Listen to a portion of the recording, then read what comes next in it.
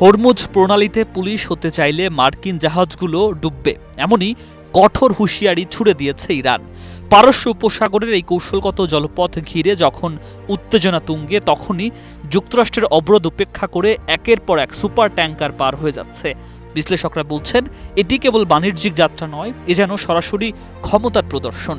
Washington যেখানে নিয়ন্ত্রণের কথা বলছে, তেহরান সেখানে পাল্টা বার্তা দিচ্ছে, আমরাই এই অঞ্চলের আসল নিয়ন্ত্রক। ফলে হরমুজ এখন কেবল একটি প্রণালী নয়, বরং বিশ্ব রাজনীতির দাবার বোর্ড।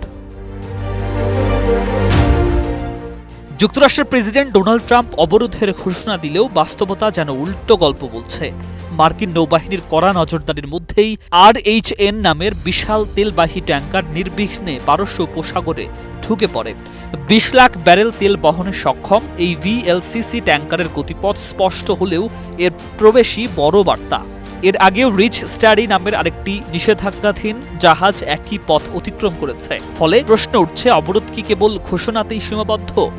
অন্যদিকে চীন এই পরিস্থিতিতে নীরব সমর্থকের ভূমিকায় থাকলেও বাস্তবে ইরানের শক্তিকে আরও দৃঢ় করছে।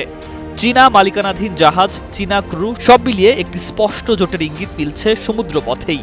বিশ্লেষকদের মতে এটি শুধু অর্থনৈতিক লেনদেন নয়, বরং একটি ভূ রাজনৈতিক বার্তা। যুক্তরাষ্ট্র একা নয়, তার প্রতিপক্ষও শক্তিশালী।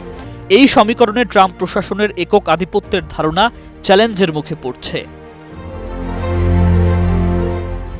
এদিকে ইরানের সামরিক বাহিনী আরও এক ধাপ এগিয়ে সরাসরি হুঁশিয়ারি দিয়েছে, হরমুজে অবরোধ চলতে থাকলে লোহিত সাগরও অচল করে দেয়া হবে। লোহিত সাগর দিয়ে বৈশ্বিক বাণিজ্যের বড় অংশ পরিচালিত হয়। ফলে এই হুমকি কার্যকর হলে বিশ্ব অর্থনীতিতে বড় ধাক্কা লাগতে পারে। ইরানের ভাষায় এটি তাদের সার্বভৌমত্বের প্রশ্ন, তাই প্রয়োজনে তারা চূড়ান্ত পদক্ষেপ নিতেও প্রস্তুত।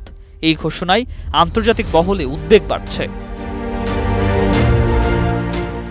সবশেষে স্পষ্ট হচ্ছে, হরমুজ প্রণালীকে কেন্দ্র করে এক নতুন শক্তির লড়াই শুরু হয়েছে।